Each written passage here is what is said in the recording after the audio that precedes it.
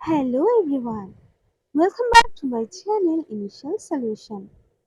Today in this tutorial I'm going to show you how to add a link on TikTok bio. So go for your TikTok account and now go for your profile, click on edit profile, go for website. So if you still don't register for business account, you have to register first. Then you can see an option edit website. After that you have to just paste your link here, then go for just save.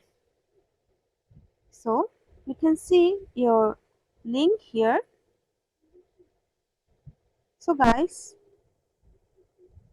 after that people directly go to your link by this bio. Hope this video helped you guys. If it did, then please like, comment and share. Subscribe to our channel and don't forget to hit the bell icon for more videos. Thank you. This video is sponsored by Zerosoft. Zerosoft offers graphic design, UI UX design, digital marketing, and web development.